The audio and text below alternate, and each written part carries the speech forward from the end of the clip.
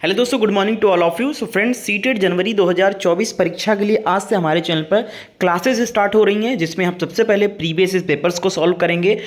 सबसे खास बात मैं आपको ये बताना चाहूँगा कि सीटेट परीक्षा में प्रीवियस पेपर्स बहुत काम आते हैं, क्योंकि पेपर से क्वेश्चन जो है वो रिपीट होता है। ठीक है, तो ज़्यादा से ज़्यादा प्रीवियस क्वेश्चन सॉल्व करने की कोशिश करें। और आप लोगों को आज मैं जो सॉल्व कराने जा रहा हूँ वो रिसेंट का जो पेपर हुआ है 20 अगस्त 2023 को, उसका पेपर सीडीपी का करवाने वाला हूँ। प्रीवियस क्वेश्चन दिखाने वाला हूँ कि किस तरीके से किस लेवल के प्रश्न पूछे जाते हैं। ओरिजिनल क्वेश्चन पेपर से आपको दिखाऊंगा। और ये जो सीडीपी है, ये पेपर 1 और पेपर 2 दोनों में ये सब्जेक्ट पूछा जाता है, तो ये दोनों ही पेपर के बच्चे इसको देख सकते हैं। सेम क्वेश्चन रहेगा, सेम लेवल रहेगा। तो सभी लोग इस वीडियो को पूरा एंड तक देखें, क्लास को एंड तक देखें, और चैनल को सब्सक्राइब करके बेल आइकन को ऑन कर लें अगर आप नए हो, और वीडियो को लाइक करके अपने दोस्तों को भी शेयर कर दीजिएगा। इसके साथ साथ दोस्तों, अगर आप सीटेट की तैयारी करना चाहते हो तो मैं सबसे पहले आपको ये कहूँगा कि आप क्लास और बुक्स मार्केट से अगर आप बुक्स लेकर आते हो तो आप कभी भी उससे फर्स्ट अटैम्प्ट में तो पास नहीं हो पाते हो। मेरे जान में तो भी किसी बच्चे ने फर्स्ट अटैम्प्ट में किताब से, सिर्फ मार्केट में जो अवेलेबल गाइड होती है उससे नहीं होता, क्योंकि उसमें बहुत सारे फालतू चीज़ें रहती हैं। और बच्चा क्या होता है कि पहले एक बार पढ़ता है और नोट्स बनाते जाता है, तभी तो लास्ट टाइम में इंपॉर्टेंट चीजें पढ़ पाएगा। तो पहले किताब से जो फालतू चीजें रहती है उनको हटा के केवल इंपॉर्टेंट चीजों को लिखता है। 1 महीना 1.5 महीना इसे में निकल जाते हैं नोट्स तैयार करने में। उसके बाद 10 15 20 दिन ही बचते हैं, तो पढ़ नहीं पाते हैं। तो इसलिए भैया, किताब से ना पढ़कर आपके 300-400 रुपए महंगी किताब भी आती है इसकी, दोनों पेपर का। आप नोट्स से तैयारी करो। हमारे द्वारा बहुत अच्छा नोट्स तैयार कर दिया गया है, थ्योरी और एमसीक्यू प्रीवियस पेपर सब कुछ इसमें है। पेपर 1 के लिए भी नोट्स तैयार है, पेपर 2 के लिए भी है। आप लोग जिस पेपर का चाहिए नोट्स आपको उसका मिल जाएगा। आपको अगर पेपर 2 में साइंस मैथ का चाहिए, साइंस मैथ का मिल जाएगा। सोशल साइंस का चाहिए, सोशल साइंस का मिल जाएगा। पेपर 1 का भी सारे सब्जेक्ट हैं, सब कुछ आपको इसमें मिल जाएगा। कीमत अभी स्टार्टिंग में इसकी 249 रुपीज़ रखा गया था, लेकिन ऑफर प्राइस 500 छात्रों के लिए मात्र 199 रुपीज़ रखा गया पर पेपर। कोई भी आप पेपर लो, 199 पे करना है। दोनों पेपर लोगे 299 पे करना पड़ेगा। तो ये ऑफर चल रहा है अभी। लेने के लिए आपको इस नंबर पे व्हाट्सएप पर मैसेज करना है कि सर मुझे सीटेट एग्जाम का नोट चाहिए, कैसे मिलेगा और कैसे हम आपको पेमेंट करेंगे, तो सारी जानकारी दी जाएगी। तो देर मत करो भैया। सबसे बेस्ट पार्ट इसका थ्योरी है। थ्योरी समझ में आ गया तो प्रश्न भी जो इंपॉर्टेंट दिए गए हैं वो हल कर सकते हैं, और बहुत ही कम समय में अच्छी तैयारी भी हो जाएगी आपकी, और पहले अटेम्प्ट में आप पास भी हो जाओगे सीटेट। तो इस नोट्स को जरूर पढ़ें, इस बहुत ही हेल्प करेगा। लिंक आपको क्लासेस के डिस्क्रिप्शन बॉक्स में मिल जाएंगे। चैनल को सब्सक्राइब कर लीजिए, और इस नोट्स के लिए आप लोग इस नंबर पे व्हाट्सएप पर मैसेज करें कि सर सीटेट का नोट्स चाहिए। तो चलिए क्लास को स्टार्ट करते हैं। जिनको भी लेना है मैसेज कर दीजिए। भी क्या है मैं आपको बताना चाहूंगा। यहाँ पर आप देखेंगे ये सीटेट का ओरिजिनल पेपर मैंने लिया है। तो आपको सिलेबस एक ओवरऑल बता दे रहा हूँ। जो सिलेबस होता है वो 5 पार्ट में होता है, यानी कि आपका जो 5 सब्जेक्ट होते हैं, यहाँ पर देख सकते हैं कुल 150 प्रश्नों का ये परीक्षा होता है, जिसमें 5 भाग होते हैं। पहला भाग बाल विकास व शिक्षा शास्त्र होता है, जो सभी के लिए कंपलसरी होता है। दूसरा भाग गणित होता है, ये भी सभी के लिए कंपलसरी होता है। और तीसरा भी पर्यावरण अध्ययन, ये भी सभी के लिए कंपलसरी होता है। इसके बाद चौथा और 5वां जो भाग है, इसमें आपको लैंग्वेज चूज करना होता है। कुछ लोग हिंदी अंग्रेजी चूज करते हैं, कुछ हिंदी संस्कृत चूज करते हैं, कुछ हिंदी मराठी, जो भी होता है वो चूज करते हैं। ठीक है, तो मैं पहला भाग जो सभी के लिए कंपलसरी है, बाल विकास व शिक्षा शास्त्र, इसका पार्ट आपको सॉल्व करवाने वाला हूं। सभी के 30-30 प्रश्न पूछे जाते हैं दोस्तों, और टोटल आपके 150 प्रश्न होते हैं। तो आज हम इसमें जो 20 अगस्त 2023 को ये पेपर हुआ था, इसका बाल विकास व शिक्षा शास्त्र के 30 प्रश्नों को हल करने वाले हैं। और मैं आपसे रिक्वेस्ट करूंगा कि आप अपने मन से क्वेश्चन का आंसर भी करते रहिएगा, और नीचे आप कमेंट में लास्ट में जरूर बताना कि सर 30 में मेरे इतने ही सही गए। ठीक है, ताकि आपका लेवल पता चले, आपको खुद अपनी लेवल पता चले कि मुझे कितनी मेहनत करनी पड़ेगी इस परीक्षा के लिए, मेरे लिए ये आसान है या टफ है। ये तभी पता चलेगा जब आप इन 30 प्रश्नों के उत्तर ईमानदारी से दोगे और लास्ट में हमें अपना स्कोर बताओगे। तो चलिए स्टार्ट करते हैं और पहला प्रश्न लगाते हैं। तो यहां पर देख सकते हैं पार्ट 1 जो है ये ओरिजिनल पेपर है। आपको इसका पीडीएफ फाइल भी हम अपने टेलीग्राम ग्रुप पर देंगे, बस आप पूरा सॉल्यूशन देखिए। जिन छात्रों को इंग्लिश में पढ़ना है वो यहां पर इंग्लिश में क्वेश्चन को पढ़ सकते हैं। मैं हिंदी को कैरी ऑन करते चलूंगा, मैं हिंदी में पढ़ता चलूंगा। ठीक है, तो चलिए देखिए भैया, पहली बात तो सीडीपी का फुल फॉर्म होता है चाइल्ड डेवलपमेंट एंड पेडागॉजी। ठीक है, जिसका हिंदी अर्थ होता है बाल विकास व शिक्षा शास्त्र। ये पार्ट बहुत ज्यादा जरूरी होता है शिक्षकों के लिए। इसमें यह बताया जाता है कि किस प्रकार से बच्चों को पढ़ाया जाता है, बाल्य अवस्था में किस तरीके से उनको शिक्षित किया जाता है, इन सभी के बारे में, तौर तरीकों के बारे में होता है। तो ये बहुत जरूरी है आपको समझना अच्छे से। क्वेश्चन नंबर 1 है, देखिए पहला प्रश्न है डिस्ग्राफिया क्या है। क्वेश्चन नंबर 1 का आंसर चारों ऑप्शन को पढ़िए और कमेंट करके बताइए डिस्ग्राफिया क्या है। अब आपको थोड़ा सा यहां पर ये जो नए शब्द आ रहे हैं इनके बारे में नहीं पता होगा तो कोई बात नहीं, आप अभी पेपर देख लो किस तरीके से आता है। मेरा नोट्स जो है वो तैयार हो रहा है, आप सभी को मैंने इंस्टाग्राम पे, टेलीग्राम पे सभी जगह इन्फॉर्म किया है। नोट्स पिछले 1 हफ्ते से तैयार कराया जा रहा है जिसमें मैंने थ्योरी भी इंक्लूड किया है, क्योंकि यहां पर ये जो सब्जेक्ट है नया है, आप सभी लोग इससे परिचित नहीं है ज़्यादातर लोग, तो हो सकता है कि आपको डिटेल में नॉलेज चाहिए। इसीलिए मैं एमसीक्यू के साथ साथ आपको जो नोट्स प्रोवाइड करूंगा उसमें पूरा का पूरा थ्योरी हर चीज का दूंगा, ठीक है, और बहुत ही कम कीमत पर। बस हमारे साथ जुड़े रहिए, जल्द ही नोट्स तैयार होगा और आप सभी के सामने होगा। तो पहला क्वेश्चन का उत्तर उम्मीद करते हैं आ गया होगा। पहला क्वेश्चन का ऑप्शन 3 सही है। एक तंत्रिकीय विकार है जिसकी विशेषता अक्षरों और आकारों को बनाने में कठिनाई है।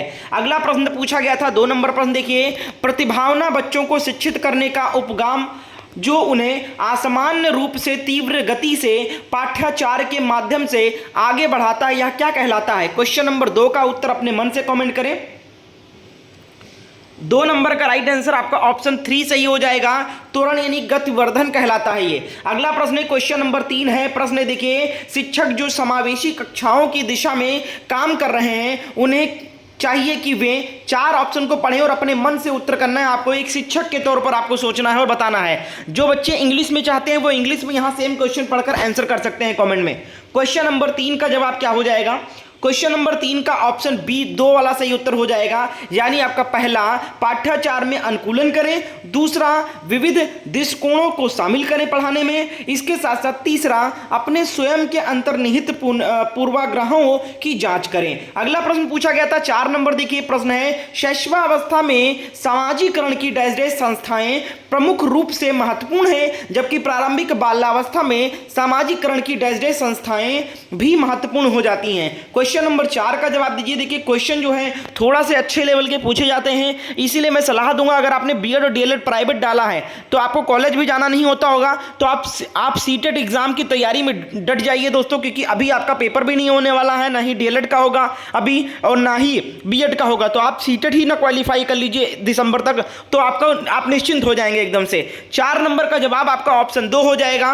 प्राथमिक व माध्यमिक बिल्कुल सही है। पहले में क्या आएगा, प्राथमिक आएगा, प्राथमिक संस्थाएं, और दूसरे में माध्यमिक संस्थाएं की महत्वपूर्ण हो जाती हैं। अगला देखते हैं नेक्स्ट क्वेश्चन 5 नंबर प्रश्न है लेव वाइगोत्स्की के अनुसार। अब इनको आप पढ़ेंगे हमारे थ्योरी के नोट्स में, जब मैं आपको प्रोवाइड करूंगा ये सब कुछ आपको पढ़ने को मिलेगा बाकायदा। क्वेश्चन नंबर 5 का उत्तर हो जाएगा आपका ऑप्शन यहां पर 4 जवाब हो जाएगा। चौथा नंबर देखिए, भाषा विकास संज्ञानात्मक विकास को सुगम बनाता है। अगला देखिए क्वेश्चन नंबर 6 है। प्रश्न है लॉरेंस कोहलबर्ग के नैतिक तर्क के किस स्तर पर बच्चे आमतौर पर मानते हैं कि लोगों को समाज की अपेक्षाओं पर खरा उतरना चाहिए और अच्छे तरीकों से व्यवहार करना चाहिए। क्वेश्चन नंबर 6 का जवाब, अब जिन लोगों का आप नाम यहां पर देखते हैं ये सभी लोग विचारकर्ता हैं। ये लोग इन्होंने अपने अपने मत प्रकट किए हैं हर चीज़ों पर, बच्चों की शिक्षा पर कैसे शिक्षा दिया जाता है। तो ये जो हैं ये समाज सुधारक हैं, ये समाज विचारक हैं, इन्होंने अपने अपने मत प्रकट किए हैं अलग अलग दृष्टिकोण से, ठीक है। इन्हीं को आपको पढ़ना है। 6 नंबर का 3 करेक्ट उत्तर हो जाएगा, यानी पारंपरिक स्तर बिल्कुल सही है। अगला प्रश्न है 7 नंबर देखिए, निम्नलिखित कथनों को पढ़िए और सही विकल्प का चयन करना है। अभिकथन पहला है, देखिए यहां पर शिक्षकों और साथियों जैसे अधिक जानकार अन्य लोगों के साथ बातचीत शिक्षार्थियों की उनकी समझ और कौशल विकसित करने में मदद करने के लिए आवश्यक समर्थन और मार्गदर्शन प्रदान करती है। कारण यानी जैसे रीजनिंग में नहीं होता है कथन और कारक, ठीक है, उसी तरीके से कथन और कारण दिया गया है। सामाजिक संपर्क सीखने और विकास का एक प्रमुख घटक है। अब बताइए इसमें से कौन कौन सा सही है, बताइए तर्क। क्वेश्चन नंबर 7 का जवाब 7 का ऑप्शन 2 सही है। यहां पर पहला और दूसरा दोनों सही हैं और आर यानी कथन निष्कर्ष का या कथन कारण का सही व्याख्या भी करता है। अगला देखिए क्वेश्चन नंबर 8 है, अधिगम के लिए आकलन का मुख्य लक्ष्य क्या है। क्वेश्चन नंबर 8 का उत्तर दें आप लोग। अधिगम का मतलब होता है किसी चीज को सीखना, ठीक है। 8 नंबर का उत्तर हो जाएगा आपका ऑप्शन 3 हो जाएगा, विद्यार्थियों की प्रतिपुष्टि प्रदान करना, जिसका उपयोग उनके अधिगम में सुधार के लिए किया जा सकता है। अगला प्रश्न है क्वेश्चन नंबर 9 है, किस आयु में बच्चे शब्दों के खेल में शामिल हो सकते हैं और ऐसे चुटकुलों और पहेलियों को पसंद कर सकते हैं जिनमें शब्दों का खेल शामिल हो। क्वेश्चन नंबर 9 का जवाब दीजिए, कितने वर्ष के बच्चे? 9 नंबर का जवाब आपका ऑप्शन 4 हो जाएगा, 7 वर्ष के बच्चे। अगला देखिए क्वेश्चन नंबर 10 है, कैरल गिलिगन ने कोहलबर्ग के नैतिक विकास के सिद्धांत की आलोचना की है। पहला देखिए कौन सा सही हो जाएगा, कौन सी आलोचना की है? 10 का 2 हो जाएगा, नारीवादी दृष्टिकोण से। अगला है 11 नंबर प्रश्न है, जीन पियाजे के अनुसार पूर्व संक्रियात्मक चिंतन की मुख्य विशेषताओं में से एक है डैश डैश, जो किसी स्थिति के एक पहलू पर ध्यान केंद्रित करने और दूसरे की उपेक्षा करने की प्रवृत्ति को संदर्भित करता है। रिक्त स्थान पे क्या आ जाएगा? 11 नंबर का सही जवाब आपका ऑप्शन 2 हो जाएगा, केंद्रीयन हो जाएगा। अगला है क्वेश्चन नंबर 12 है, प्रारंभिक बाल्यावस्था में वृद्धि डैश डैश और सोच डैश डैश है, जबकि मध्य बाल्यावस्था में वृद्धि डैश डैश और सोच है। अब देखिए जब आप डीएलएड और बीएड करेंगे तो आपको बाल विकास पढ़ना पड़ेगा, खासकर डीएलएड वालों को भी बाल विकास आपके सब्जेक्ट में रहेगा, फर्स्ट सेमेस्टर में भी रहेगा। तो आप जब अपनी गाइड पढ़ना स्टार्ट करोगे तो इन चीजों को समझना भी शुरू कर दोगे आप। 12 नंबर का उत्तर आपका ऑप्शन 2 हो जाएगा, स्थिर है, कुछ हद तक आत्म केंद्रीय, धीमी तार्किक है, बिल्कुल सही है। अगला देखें क्वेश्चन नंबर 13 है, निम्नलिखित में से कौन सा स्थूल गतिक कौशल है? क्वेश्चन नंबर 13 का उत्तर बताइए। सभी लोग क्लास को लाइक करें और शेयर जरूर करना।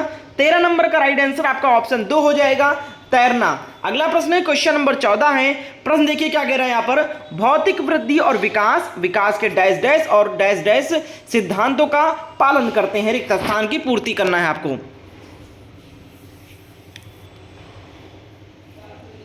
14 नंबर का 2 ऑप्शन सही है, बहुत बढ़िया, वेरी गुड। अवरोही और आंतरिक से बाहरी, बिल्कुल सही है। नेक्स्ट है क्वेश्चन नंबर 15 है, हार्वर्ड गार्डनर ने के अनुसार एक दर्शन शास्त्री के पास डैश डैश प्रकार की बुद्धि और मूर्तिकार के पास डैश डैश प्रकार की बुद्धि की मात्रा अधिक होती है। क्वेश्चन नंबर 15 का जवाब बताओ। 15 का तीसरा सही उत्तर हो जाएगा, यानी अंतः व्यक्ति और दिक् स्थान, बिल्कुल करेक्ट है। अगला है क्वेश्चन नंबर 16 है, अनुभवात्मक अधिगम किस पर बल देता है? क्वेश्चन नंबर 16 का जवाब दीजिए। देखिए अगर आपको कठिन लग रहा है तो परेशान मत होइए, पेपर में आपको दिखा रहा हूं ताकि आप उसी हिसाब से मेहनत करें, उसी हिसाब से इस परीक्षा को सीरियस लें, ठीक है। नोट्स अभी बहुत जल्दी आपको प्रोवाइड किया जाएगा, बहुत ही कम कीमत पर। वो नोट्स आप पढ़ लोगे ना, बहुत अच्छे तरीके से आपका डर खत्म हो जाएगा और आप अच्छे तरीके से समझना स्टार्ट कर दोगे। 16 का उत्तर आपका ऑप्शन यहां पर 3 करेक्ट उत्तर हो जाएगा, आलोचनात्मक प्रतिबिंबन के महत्व पर। अगला देखिए क्वेश्चन नंबर 17 है, बच्चों में समस्या समाधान कौशल को बढ़ाने के लिए निम्नलिखित में से कौन सा प्रभावी तरीका है? चारों ऑप्शन पढ़ें और उत्तर करें अपने मन से।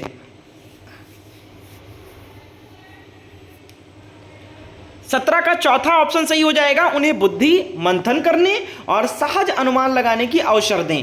अगला देखिए क्वेश्चन नंबर 18 है, निम्नलिखित कथनों को पढ़िए और 4 सही विकल्प का चयन करना है। तो यहाँ पर कथन और कारण वाला ही प्रश्न है ये। पहला कथन जो है यहाँ पर, शिक्षकों को सार्थक वातावरण बनाना चाहिए जिसमें सभी बच्चों की सक्रिय भागीदारी और संलग्नता हो। दूसरा कारण जो बताया गया, सभी बच्चे आंतरिक रूप से सीखने के लिए प्रेरित होते हैं और सीखने में सक्षम होते हैं। क्वेश्चन नंबर 18 का जवाब बताइए। 18 का दूसरा सही हो जाएगा, बिल्कुल दोनों सही है। और कथन जो है वो कारक का सही विवरण करता है या व्याख्या करता है। अगला है क्वेश्चन नंबर 19 है, निम्नलिखित में से कौन सी प्रक्रिया अधिगम के दौरान योगदान नहीं देती है? क्वेश्चन नंबर 19 का जवाब बताइए। 19 का ऑप्शन 4 सही उत्तर हो जाएगा, गैर प्रासंगिकीकरण, बिल्कुल करेक्ट है, बहुत बढ़िया, 4 करेक्ट है। अगला देखिए क्वेश्चन नंबर 20 है, निम्नलिखित में कौन सा एक प्रश्न ऐसे प्रश्न का उदाहरण है जिसमें विद्यार्थियों को अपनी सोच पर विचार करने की आवश्यकता होती है? चारों ऑप्शन को पढ़ें और उत्तर करें। 20 का जवाब, ये बिल्कुल ओरिजिनल पेपर करवा रहा हूँ, ऑफलाइन हुआ था, पहले ऑनलाइन होता था, अब ऑफलाइन होने लगा तो ओरिजिनल पेपर मिलने लगा है, ठीक है। अब आपका भी ऑफलाइन ही होगा, नहीं पेपर मिलेगा इस तरीके से। 20 नंबर का उत्तर आपका ऑप्शन 4 सही उत्तर हो जाएगा, कक्षा की शुरुआत से क्रियाओं के उपयोग के बारे में आपकी समझ कैसी बदली? है। अगला देखिए 21 नंबर प्रश्न है, निम्नलिखित में कौन सा विफलता के लिए आंतरिक आरोपण का एक उदाहरण है। क्वेश्चन नंबर 21 का जवाब बताइए।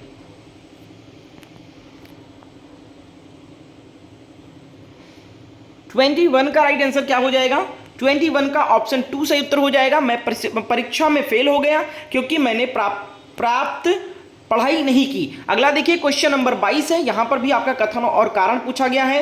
कथन पूछा गया, बोला गया है यहां पर, बहुत कम उम्र में दुनिया भर में अधिकांश संस्कृतियों में लड़कियां गुड़िया की खेल के रूप में चुनती हैं, जबकि लड़के कारों के साथ खेलना पसंद करते हैं। कारण क्या है इसका? बच्चे किसी विशेष संस्कृति की अपेक्षाओं के आधार पर एक लड़का या लड़की के लिए उपयुक्त माना जाता है, इसके बारे में जानकारी व्यवस्थित करते और उसके अनुसार व्यवहार करते हैं। तो जल्दी से बताइए क्या कथन कारण सही है? क्वेश्चन नंबर 22 का जवाब, 22 नंबर का सही जवाब आपका ऑप्शन 2 सही उत्तर हो जाएगा। दोनों सही हैं और व्याख्या भी सही करते हैं। अगला देखिए क्वेश्चन नंबर 23 है, लेव वायगॉत्स्की के अनुसार डैश डैश बच्चों के संकल्पनात्मक योग्यताओं के विकास में महत्वपूर्ण भूमिका निभाता है। 23 नंबर का जवाब दीजिए।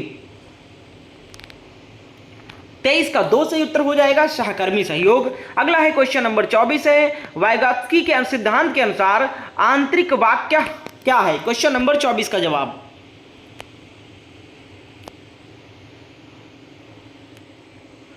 24 का ऑप्शन 4 से उत्तर हो जाएगा। बच्चों के लिए अपनी सोच की नियंत्रित करने का एक तरीका। अगला है 25 नंबर प्रश्न है, 4 वर्ष की अपर्णा कहती है कि एक बटन जिंदा है क्योंकि यह उसकी शर्ट को एक साथ बांधने में मदद करता है। जीन पियाजे के अनुसार उसकी सोच की विशेषता क्या है? क्वेश्चन नंबर 25 का जवाब बताओ। 25 का ऑप्शन 2 से ये जीववादी चिंतन है उसके अंदर, ठीक है, कि क्या जीवित है और क्या अजीवित है, ये सोचती है वो। अगला देखिए 26 नंबर है, निम्नलिखित में से स्वालीनता वाले विद्यार्थियों की विशिष्ट विशेषता कौन सी है? 26 नंबर का उत्तर बताएं। क्लास को लाइक करना एंड शेयर करना और ऐसे ही प्रश्नों के लिए चैनल को सब्सक्राइब करके बेल आइकन को ऑन कर लें। डेली 11 बजे आपका पेपर सॉल्व कराया जाएगा। 26 नंबर का उत्तर आपका ऑप्शन यहां पर 3 करेक्ट उत्तर हो जाएगा, बार बार दोहराना व आवर्ती व्यवहार। अगला प्रश्न है क्वेश्चन नंबर 27 है, कथन है, शिक्षार्थियों के बीच समालोचनात्मक चिंतन को सुगम बनाने के लिए शिक्षकों को उन्हें विविध परिस्थितियों और विभिन्न दृष्टिकोणों में से अवगत कराना चाहिए। कारण बताया गया है, जब विद्यार्थी विविध मतभेदों के बीच बातचीत में संलग्न होते हैं तो समालोचनात्मक और रचनात्मक रूप से सोचने की अपनी क्षमताओं को सीखते और समृद्ध करते हैं। क्या ये कथन जो है, कारण जो है, एक दूसरे को की व्याख्या करते हैं? 27 का जवाब हो जाएगा आपका ऑप्शन यहां पर 2 बिल्कुल सही उत्तर हो जाएगा, दोनों करते हैं, बहुत बढ़िया। अगला है 28 नंबर प्रश्न है, निम्नलिखित में से अधिगम का प्राथमिक लक्ष्य कौन सा होना चाहिए? 28 का जवाब बताइए।